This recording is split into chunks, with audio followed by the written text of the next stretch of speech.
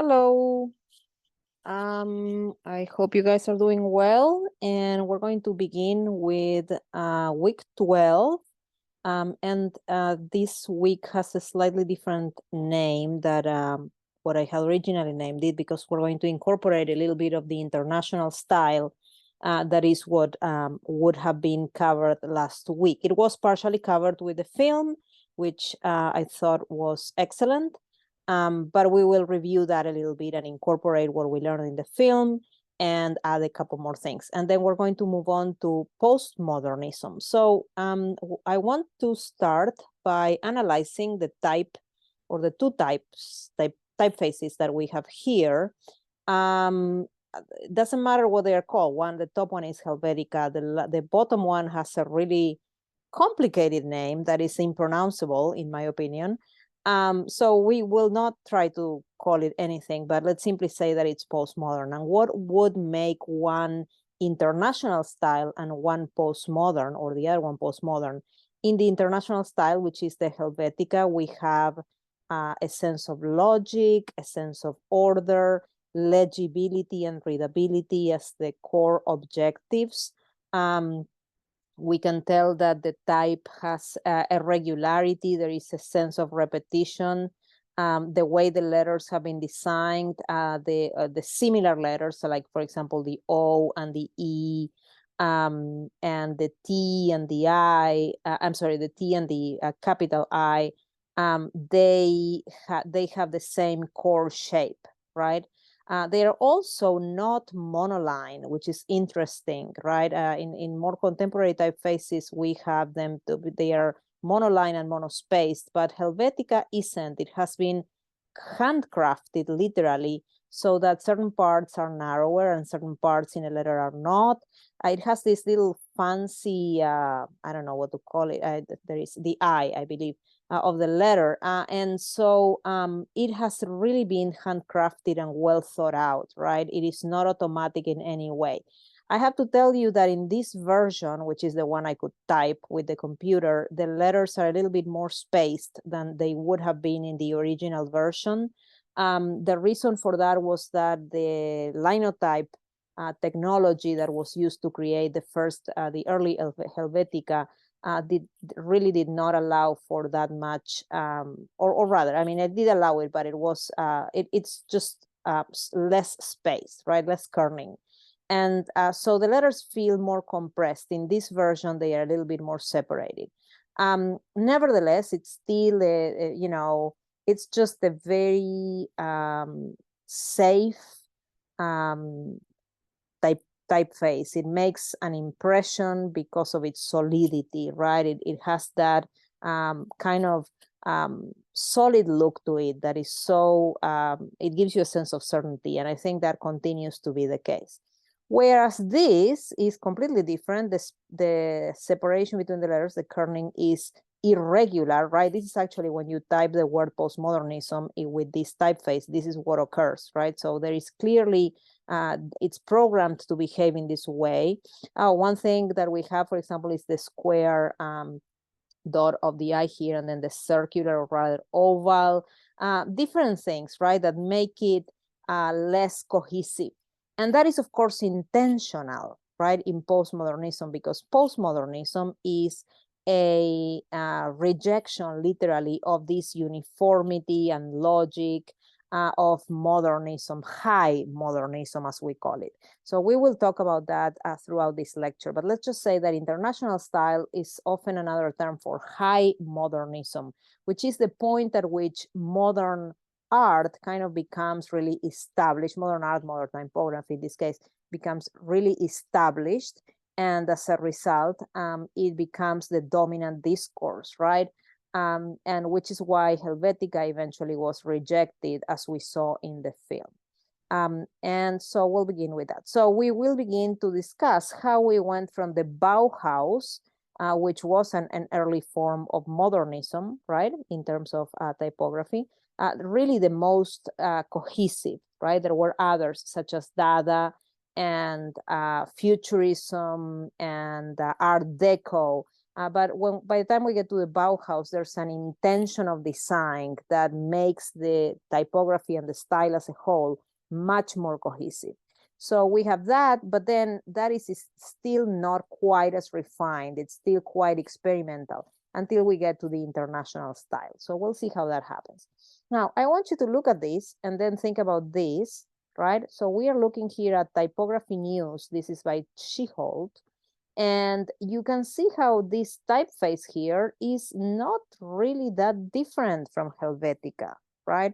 I mean, I'm sure there are small differences, but there's really a great similarity, I think. And then the emphasis on the lowercase also makes all the shapes look very resonant with each other. There's a sense of logic and coherence. It makes it very readable. We have, of course, a lot of white space as well, asymmetry, all of those things, right? So by the time we get to, this is in 1925, all right? So by the time we get to Helvetica, that's really the point of, maturity of this. If there were any things that were left, not completely finished with this type of typography, which is deriving from the accidents grotesque, as you saw in the documentary, then they are all tied up in this handcrafted and really well thought out typeface. All right, and I have not made a list this time, and I have put less text in these slides, and I want to tell you why. I have noticed that you are taking notes, but you're not necessarily reviewing the notes. So I really want you to take notes from listening to the lecture. You have some basic things that I want you to remember in terms of specific terms here, but you really need to be taking notes from listening to me. All right. So please do that and then review your notes for the tests. The tests were fine as a whole. But I think that, I have noticed the trend there. So we're going to try to revert that. Now, I was telling you about the spacing, right? And the kerning here. Well, look at this. These letters are really kind of super close together. And compare, for example, with the Calibri here that I have in the caption, how there's this uniform space, right? The negative space of the letters. And so they feel very different. That's why the solidity of Helvetica, I think it really feels like a block of text as opposed to separate letters, right? But nevertheless, each of the shapes, had been largely developed already, at least in these early examples of typography news. All right, so we go again from the more, still experimental, right? Because this book and this journal, as it is called, Typography News, was still quite experimental. And then from the new typography, which is the other book that Chiholt published until 1957 and beyond, that's really when things begin to feel more certain, right? More static, if you will, and they begin to be established. And that's how corporations begin to purchase this typeface and to use it in many, many, many uses. And in addition to that, there were simultaneously a number of clones, right? There are many, many typefaces that resemble Helvetica. They are not quite the same, but they resemble it, and they are used also. And so, you don't notice the difference. I don't notice the difference when I look at them. So this morning, I actually went on a little field trip in my house looking for this kind of type. And I can't imagine that everything is truly, truly Helvetica, but there are still a lot of products that have it in their labels. So it's unbelievable. Anyway, that's the story. So here we have the Bauhaus building that you might remember. A distinguishing feature here is the curtain wall, as we called it, right? The curtain wall is the building is made primarily of glass and steel and some concrete, but not much. But definitely what predominates is the glass and the steel as a structure, right? And the glass is intended to allow natural light to come in, to make the spaces feel more spacious, and also for them to have multiple uses, so you can move internal walls or furniture in these large workshop spaces. But it's definitely very, very airy and light. right? So that idea of the curtain wall was also used by another very famous architect called Le Corbusier, right? Le Corbusier was French, and he doesn't do it throughout the entire facade of the building, but he does, again, this ribbon, as it is called, sometimes called the ribbon window or curtain wall. And it's the same concept, right? Essentially a window that is not interrupted by wall, all right? So that is actually already part of the international style in 1929, 1930 and beyond.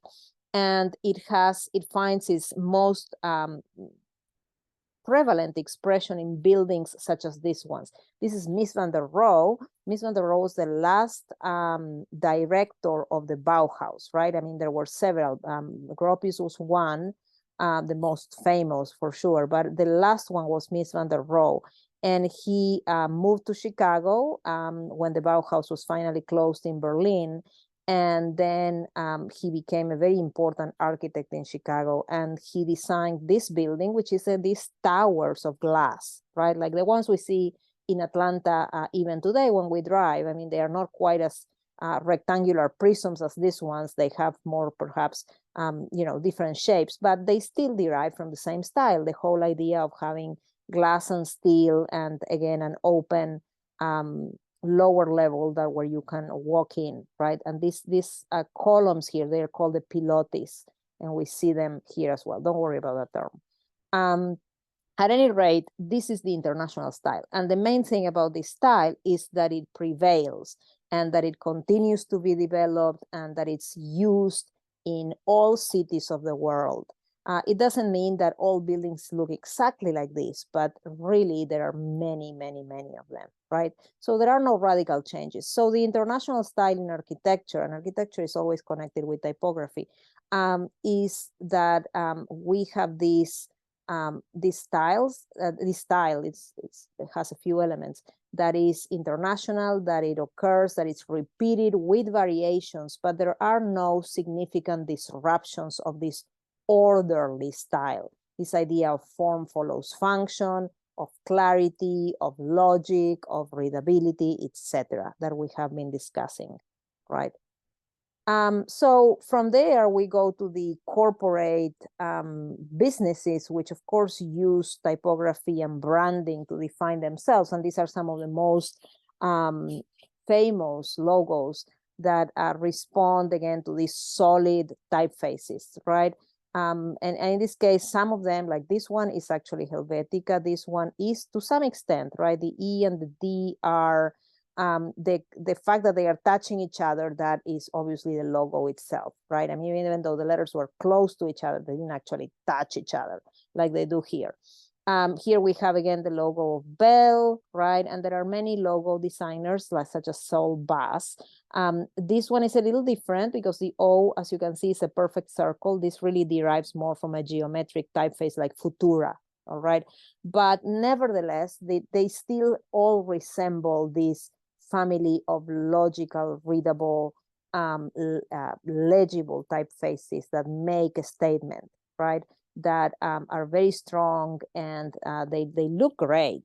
But again, they remain, and in part because again, many of these, like the FedEx hasn't changed, right? The AA has changed. This one has changed a little bit. Mobile, I'm not sure actually, but you know, they did remain the same for many years. They did change just lately. At any rate, again, solid colors. You can see that they are flat, right? They don't have, they don't cast a shadow. They don't reflect. They really have a flatness to them that is characteristic of modernity as a whole. And the letter is, I mean, the letter or the word is the logo itself, right? So we have Mobile is the name of the company. International Paper is the name of the company and the logo. FedEx, the same thing, right? American Airlines, well, it uses the first capital letters. Okay, now I also wanted to mention a couple more things. I mean, in the video, they do bring up this Coca-Cola ad, and I'm not sure if it's the same one, but it's similar, and it's kind of the same thing, right? Again, Helvetica or other very strong typefaces are used, and again, they are very definitive, even and they match the slogan, right? So it's the real thing, period. Coke, period, like this guy said in the movie. And of course, we see the Coke, and it's for Christmas, as we can see. But Helvetica is also used not so much necessarily as this kind of the core or main typeface. It's also used secondarily. So it's used here, right? The other typeface, I don't remember the name, but it's not Helvetica. And it has this, this decorative thing. So as you can see, again, this is a science fiction book from 1973, right? And still it continues to be used, not quite as prominently, because by now things are already changing, right? And so different typefaces are being used or decorated. But nevertheless, Helvetica and again, these strong typefaces are used as secondary, right? So that's why they are so ever present, because they really it feels like they are everywhere, even in the smaller body type, for example, that we see. Okay, so having said all that, we have this ever-present international style, typography, and architecture, and now we're moving into a whole other thing, which is the experimental 60s and postmodernism. When did one end and the other one begin? I honestly don't know. I don't think there's and when I say I don't know, it's not because I didn't read about it. It's because I don't think there is a limit, right? History is very fluid, right? So it doesn't, one thing does not have a limit, but definitely, but in the 1960s, things are changing, especially towards the late 60s with some political events, such as the Vietnam War, the civil rights movement, feminism, needless to say. And by the time we get to the 70s, that change is definitely in full swing.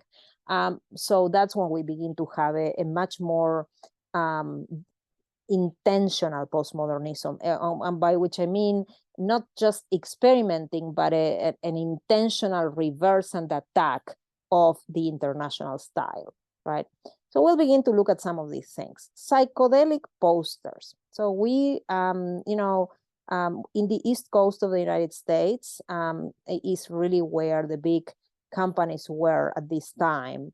And the West, like California, was really the more experimental place, right? Los Angeles, San Francisco, especially. That's where we have a lot of rock bands and music bands and festivals such as Woodstock that would, again, have an environment that was very, very experimental. So to go with all these rock bands and like the Grateful Dead, for example, or, it's even hard to read, Fillmore is the place. But anyway, to go with all that, we have these posters. Now, these posters were created by at least 4 designers that were very famous, but the one that we're going to focus on is Wes Wilson. And we're looking at this, and they use typography. I mean, they do many things, but they use typography in a way that goes completely against the principle of legibility and readability, right? So we can try to read this, and I'm going to make an effort. Captain Gerby, well, you can try, right? And then maybe if you find this out, you can actually chocolate. I can read that. All right, and then what else? Great, pumpkin, Sat, 22. All right, and again, Fillmore is the bar where this happened, etc. So this is telling you to go to a concert. All right. Well, obviously, if you had the time to read this, you might find out the information. So what they did was they gave you all that. And then at the bottom here, it say tickets and where to go get them, right? And you can see that this was a consistent thing. In this one too, tickets.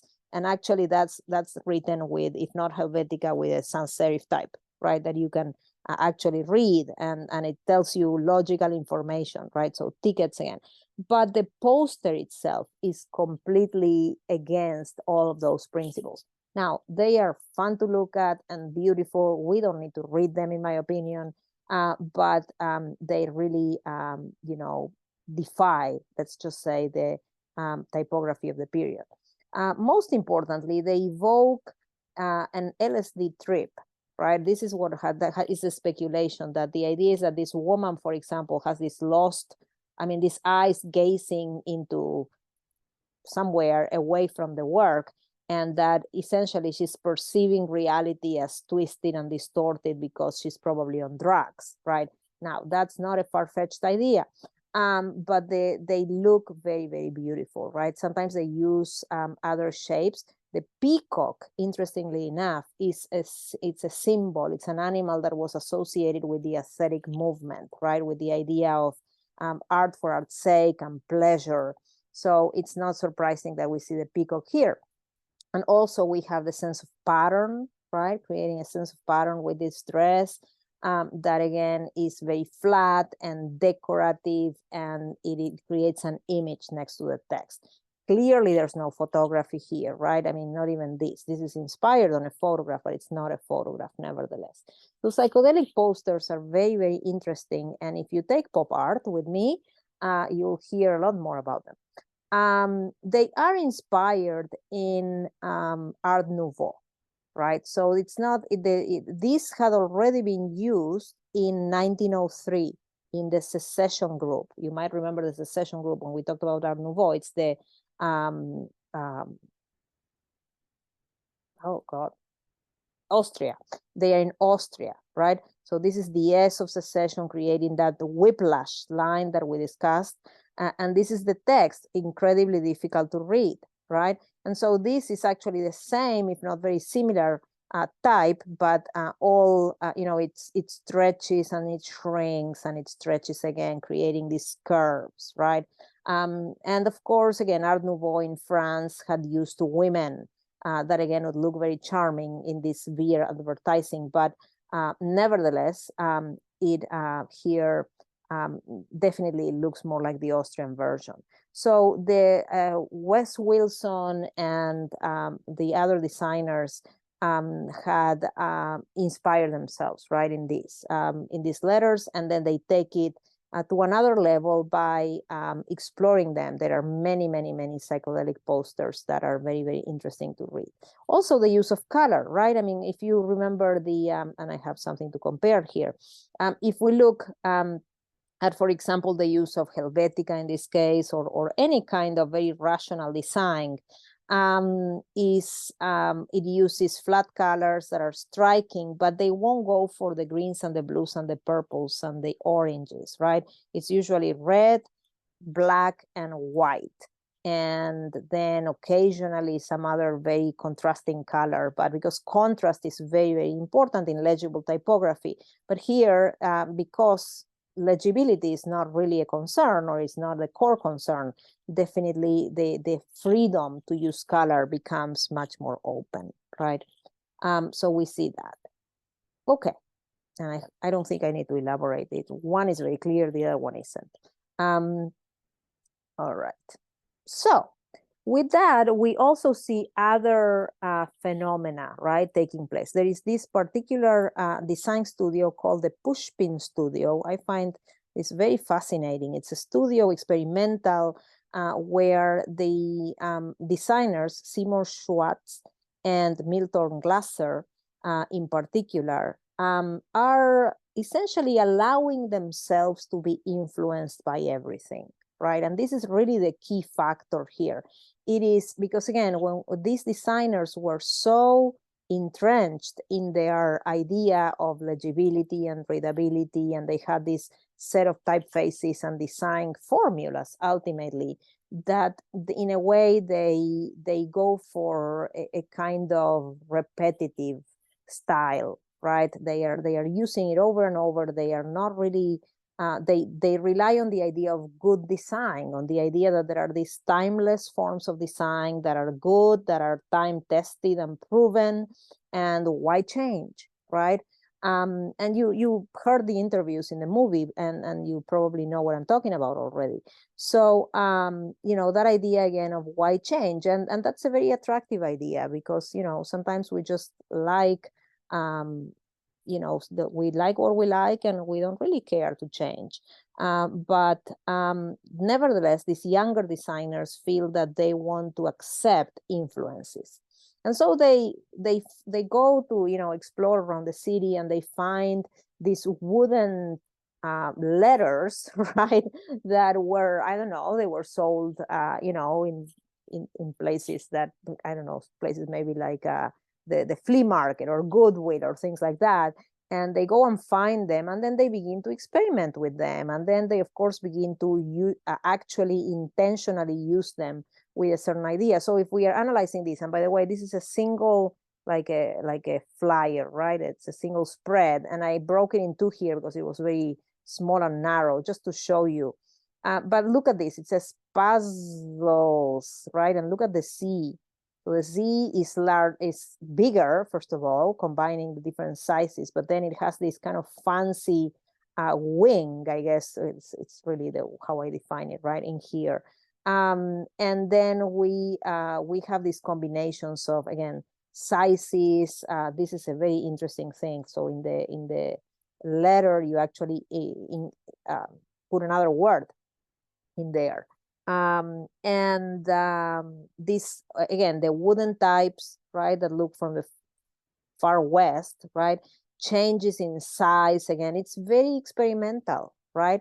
And they are just trying to play around. It's almost like, you know, when you make a collage, right, and you say, okay, I'm just gonna grab a lot of things that I have around me and play around, and I will not feel very critical about it, right? I will not self-criticize. I will not try to find coherence necessarily, or if I do, it won't be too much coherence. So they are making letters.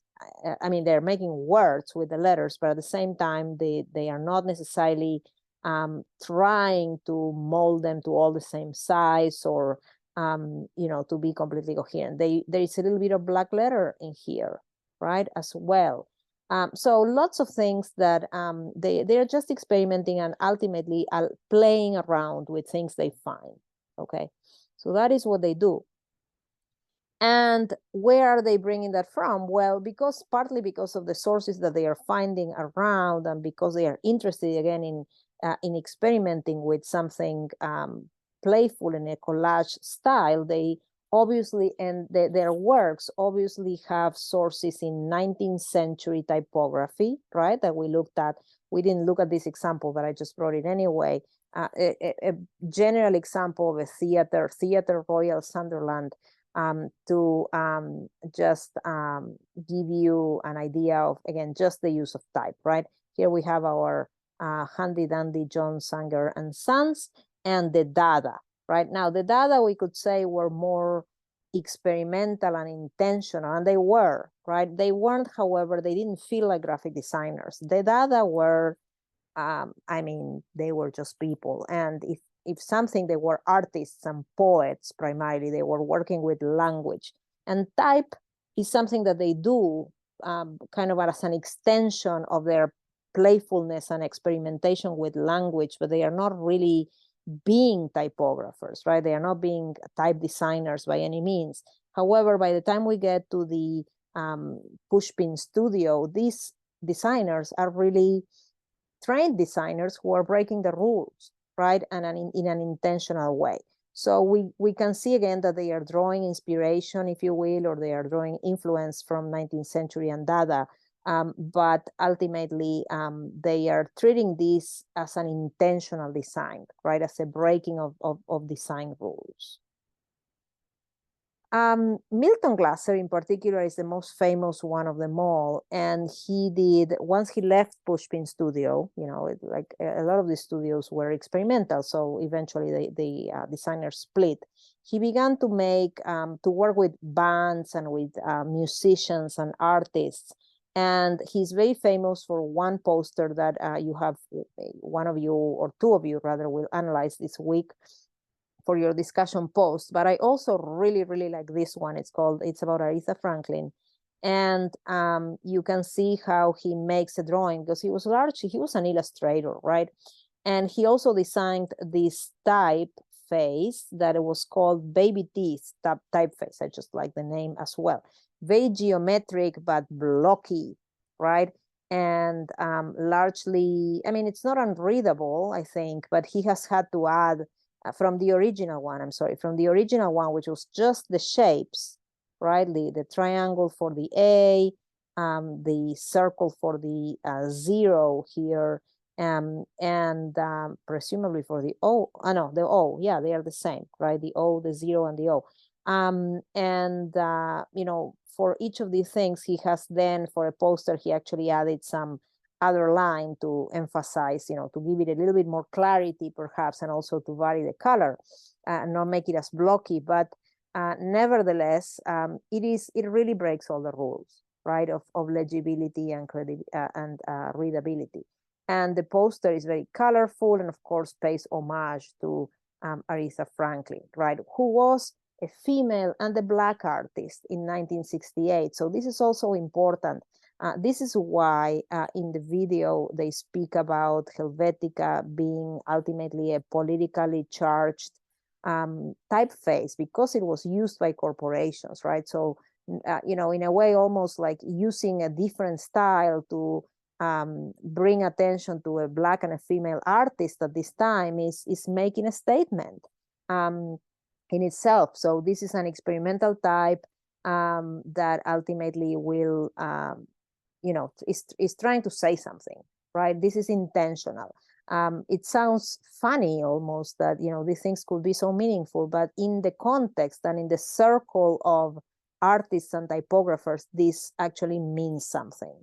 When you decide to not use a particular typeface and instead invent one that will break the rules, right? It is making, in this case, a political statement, as a matter of fact. So then Glasser in 76, right? So this one is from 68. So a few years later, he gets commissioned to do something that will improve the image of the city of New York, right? So the city of New York was down in the dumps, as they say. Tourism wasn't, you know, people did not go there to spend money as tourists, and so that was had a major impact. People left the city, right, because they felt that, again, remember, it's a civil rights era, that it was a place of danger, of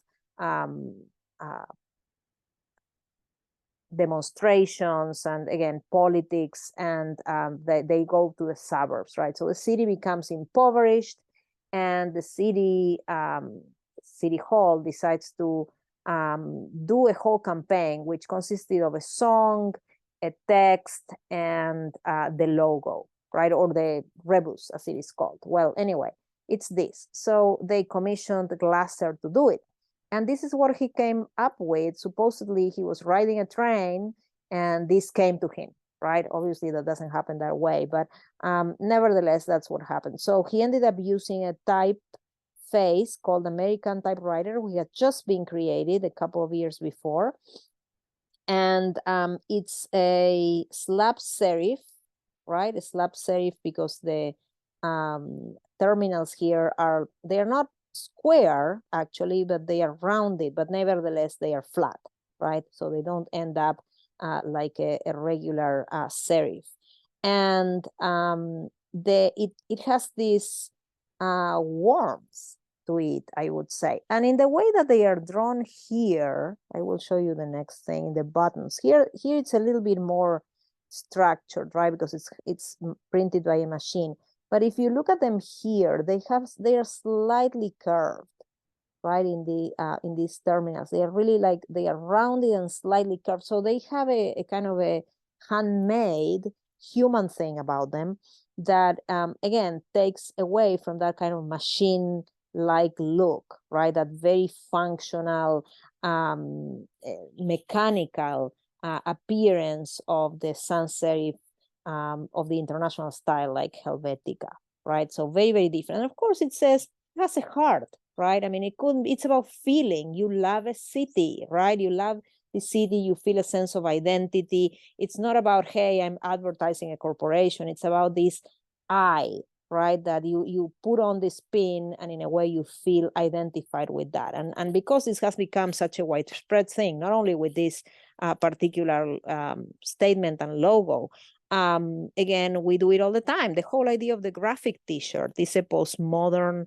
concept, right? That we wear something that we identify with, right? Of course, corporations are obviously going to take advantage of that and make shirts that are simply they're going to sell you for a lot of money, such as the ones you can buy at the university bookstore, right? But this began ultimately as a kind of gesture of attachment that was meant to demonstrate a sincere feeling.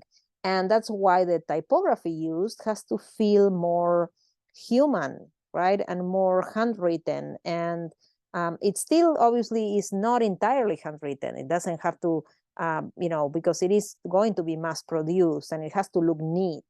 But nevertheless, it has this warmth to it that perhaps, the Helvetica, for example, and a few of the other typefaces that were going around did not have, because it felt it looked not only connected with corporations, but also very solid, very stern, very functional, very machine made.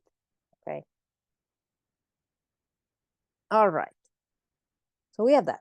Now, the other one that was the same thing was souvenir, right? Souvenir was very famous. It was used also as a kind of humanized, you could say, alternative to Helvetica. So here we have them one next to the other, and I think you can tell what I'm saying. The letters are just warmer, right? They have this bounce to them. They are rounded in souvenir, whereas in Helvetica they feel really strong and determined and present, but they are sort of lacking that humanness, perhaps, in context, right? I actually disagree with that idea. Look at this, the D. The D becomes wider. Again, these letters are handcrafted. They are not just machine made, right? They become, again, then they've clearly been thought out. The A, which is not here, also has this really cute eye. And I think that is really what makes it, unique. On the other hand, again, the E looks very solid, right? Because again, there's not a lot of, the negative space here is not a whole lot. So it feels very rounded, it's very closed. And whereas this, if you compare the E, for example, it really ends, it tapers, right? The terminal, and then at the same time this is like bulges out, so it has that personality, you could say, right? They are very different and they were used in very many different ways. And as you can see, for example, here it's used by Burger King, right? Now the typeface it is souvenir, but it has been embellished even, right, to make it more like for an advertisement. But it has been embellished, but again, Burger King is just cheap food, right? And it feels very normal. So here we have a family without a mother. That's another thing that is interesting in this photograph. It's a family of a father with 3 children. So again, this is perhaps not, a family with divorced parents, right? So it's not perfect, assuming that having a complete family is the perfect situation. But it is, nevertheless, they are very happy, right? And they are eating their fast food, and they are very happy, and they are Black. So that's another thing that it's clearly resonating with the preoccupations of the period, the civil rights movement, the idea of a woman not being here, being an independent woman, the idea of, again, of creating a type that is going to be more,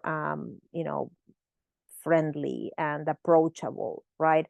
Even they are placed in an oval, and you know how an oval was also sometimes used as a type of frame for families or portraits, right? So it really creates this closeness for the family.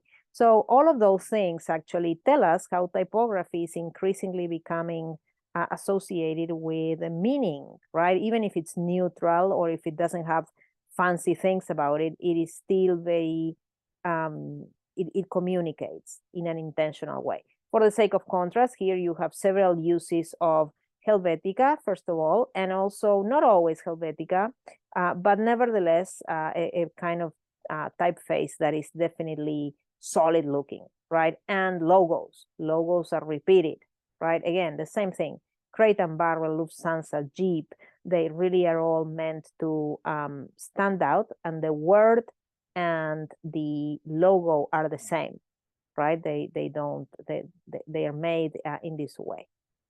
So we have that. And of course, it was also used in signage, right? This is not Subway, the sandwich store, it's the subway. So if you are looking for the subway, you will find it and it will look very authoritative because, again, it's the New York Transit Authority that it's telling you that this is the subway. The same thing here, right? You would get out of the subway and take the 42nd Street, and then you will find that this sign is very, in a determined way, telling you where to go, right? You don't have to think.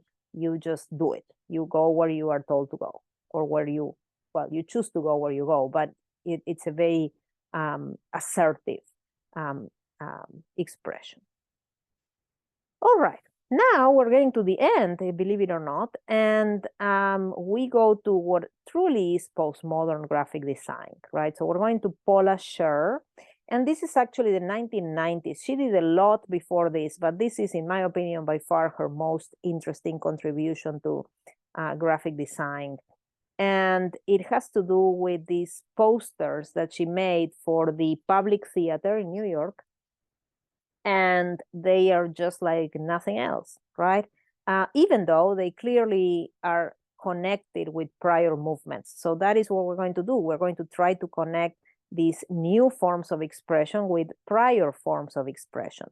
And what we're seeing here is that the type she varies it, right? So already for the logo of the Public Theater, look at what she does. The public is really the most prominent word, and that probably is meaningful, right? Because the public means that it's accessible in this case. So it is the most accessible part. We can probably see it here as well, right? But here, the P is very, very thick. And increasingly, the typeface becomes narrower, right? So the U is very wide and heavy on one side, and then not quite on the other. Same thing in here. And then by the time we get to the C, it is very narrow. And that makes it almost three-dimensional. It's a very interesting technique because, again, we almost see it as if it had a curve, the letter, right? It takes away the flatness of the letter. Then the D is inserted in the P, right? And upside down. And then theater is more legible, right? Flat and a different color. And small. Because, again, think of theater and museum, and they are forms of culture that were and continue to be, to a large extent, pretty elitist, right? So, you know, in a way, making these changes to the logo is something that will bring attention again to the public nature of these institutions and to the fun nature of these institutions as well. So what we're seeing here, it's the 1990s. We're seeing a Black man dancing. I don't know if it's a particular person or not. I doubt it, actually. But you can, you know, disagree on that if you find who this person is. Regardless, it is an actor, as we can see, right? Because it's a theater. And we are being told that we're going to see these different things, such as King Lear, which is very against Shakespeare, and things like that, right? And other plays. So bring in the funk, bring in the noise, right? So the is not spelled correctly, it's the, right? The. And so bring in the funk, bring in the noise. All of that is essentially telling you we want disturbance, not disturbance in a social disturbance necessarily, like fun, right? Not everything has to be so uptight. So it uses yellow. She uses a lot of yellow and red and black. So again, colors that were, you know, we think of yellow as the yellow press, for example. Remember the yellow back cover, right? All of those things were associated with being cheap and with being, you know, for the masses, right? So these colors that are being used here also probably have some associations. I mean, taxis are black and yellow, right? So again, the things that go around in the street, all of these things ultimately are connected with a certain meaning. And again, it feels very, maybe chaotic. Oh, I forgot women, right? 2 women, it tells us. So it feels, if not chaotic, at the very least, you know, fun with noise, right? So we have that. Now this one is also very interesting. We have a photograph, right, printed in blue, and then we have the thing, the what this woman is doing is she's presumably screaming, right? And so she's screaming, and the letters become wider as they come closer to us. So this is essentially foreshortening, right? Use linear perspective or foreshortening. The letters are becoming, instead of going towards a linear perspective, they are coming out, right? So they are stretching as they come out. Now, one interesting thing about her is that she uses sans serifs primarily, and very blocky display typefaces, like 19th century typography, right? And then in here again, same thing, right? No image, but the letters tell us simpatico, right? James Gammon, you know, the names of Ed Harris, right? Who I think is famous now, Welker White, etc., right? And it's probably a play. So all of these things, again, these blocky black display typefaces that are also overlapping. So there's no white space, much white space. She really fills it up, right? She's a maximalist, as they say now. She fills up the space, completely different from the idea of, again, a lot of white space to let the type breathe. Okay, clearly, and she actually says it so, she's influenced by the Pushpin studio and by Glasser herself, right? Which incidentally was influenced by 19th century typography. So same thing, right? We are seeing here precisely that. The Pushpin studio is an influence of her, but it was to a large extent contemporary with her work. Experimental.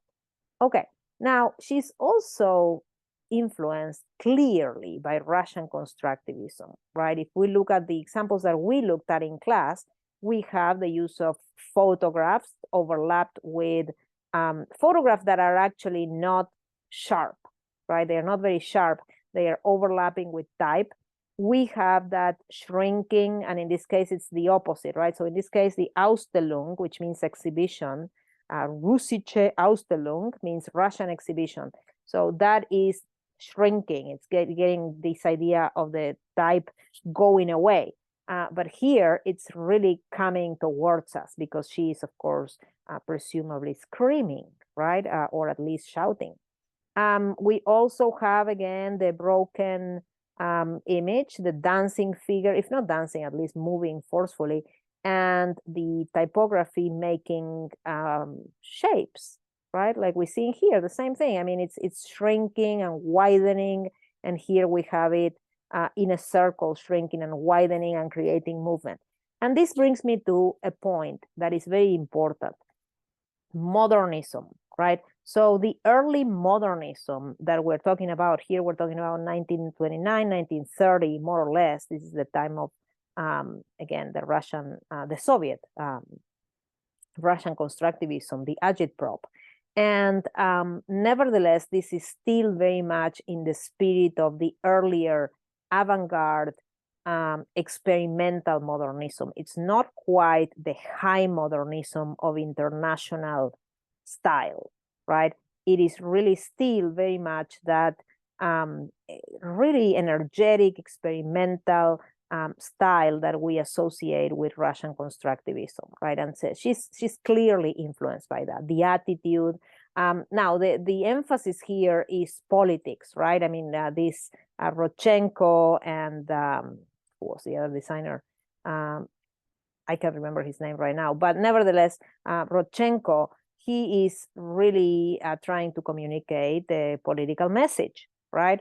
But here, she's really trying to communicate a fun message, right? She's trying to tell us, well, this energy that comes from the place is communicated by this chaotic design, right? But ultimately, it's the same strategy, right? It's perhaps more, the space is more filled here. There's less white space, whereas here we have these blocks of figures and text that are more direct. But still, I think that they really come from a similar source. And then finally, the other one that is definitely a factor is futurism. You might remember that we looked at the Parole en Libertad, or Words in Freedom. These were the designs by, well, they were designs by the futurists, but they were based off the poems about war by Filippo Tommaso Marinetti, right, who was the leader of futurism. And so what you can see here is that Marinetti and the people that were designing this, probably himself, were experimenting with type to communicate like an onomatopoeic sound, right? So zang, tum, tum, tum, tum, tum, tum, tum, tum. Here, it's a similar situation, noise. And from the N, the N makes a strong noise, almost as if this guy were stepping on the ground, right? And were dancing and actually making a strong noise. Look at the way he, expands his arms, and he seems to again be screaming, right? So the N, then it becomes thinner, but it decreases, right? So again, that idea, it's a very, very similar approach to futurism, except that she really fills up the space. So in that sense, it's similar to this. If you look at this is a futurist painting, and this is the drawing associated with that, but in the drawing that was printed in the journal, it really has poems written all around. So it is not really that different. And I think that I'm not discrediting, sure, I'm just saying that she's clearly borrowing sources, which again makes her historically grounded, and that's a good thing.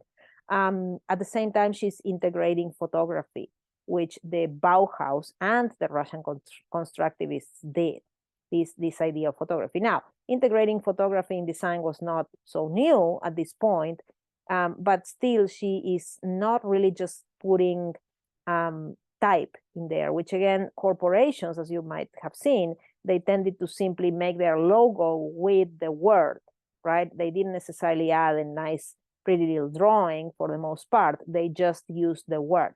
Jeep is the Jeep, and that's it. So here she's integrating image and text, right? Which is ultimately another postmodern approach, because so many designs at this point just used letters and nothing else, because again, they wanted to preserve this kind of abstract approach to typography and to design as a whole. And to complete this, I want to bring the idea that, again, this is earlier, right? I mean, actually, this is later, it's from the 1990s, but already we see that the postmodern approach was being incorporated by designers into and entering it into high culture. This is an advertisement by the Yale Symphony Orchestra. So again, it's an Ivy League school, about Dvorak, who is a musician, performed by Janacek, who was a famous performer, director. And the poster that was designed is this. And this is a postmodern poster, without a doubt, right? We're looking at three different typefaces, three or actually four, perhaps, with the red, and the bold as well. And they are very different from each other. This is definitely solid sans serif, right? It's not Helvetica. It's very geometric, but at the same time, it's playful, right? I mean, look at that O, feels really like compressed, right? Almost spongy, with that circle in the middle. The same thing with the A. So very solid looking and heavy, right? And then the name of the director is like a slab serif, but it's interesting because it's a slab, but it's very thin. It's much thinner than the body of the letter, and it has a rounded terminal. So it's almost like a strange letter, because it has, I don't know, it just does not seem right, and yet it's there, right? Whatever, if it is right or not, doesn't matter. It is there. Because this is a first name, or actually last name, that is of a language whose name I don't remember. It has accents, right? So these are actually parts of the word, but they have been integrated into the word, but nevertheless, they function more like shapes, right? And are of the contrasting color red. And then the name Mauseri it's the I is like an exclamation point upside down, right? So everything about it is breaks the rules, right? Perhaps with the only exception of the white space, which is prevalent. But regardless, it looks really good, right? So it has that, and again, it's a postmodern approach because it breaks the rules, but at the same time, it still feels very solid. It has that, again, kind of high culture quality to it. Perhaps again, because they are still, the letters are separated and they have white space all around. But there is an ornamental quality, the use of ornament for the accents, right? In other words, they are not ornaments, they just are part of the words, but they nevertheless function like ornaments. So it's a fascinating approach, and we can see how the world is very, very varied. And that is the end of this week's lecture. I am happy with it, and I hope you guys enjoyed it, and I hope you took good notes, and you will review your notes, right, for the last test. So for Helvetica, I didn't ask you to take notes, but I hope you paid attention. It resonates with a lot of what I explained today. So I hope that it was useful and fun at the same time. Next week, we are talking about, well, I don't remember what we're talking about next week, but I will figure it out before next week. I will be reading I read your tests, and I will be reading your discussion posts, hopefully this week. Yes, this week. And I will stay around. All right. Just let me know if you have questions. Bye-bye.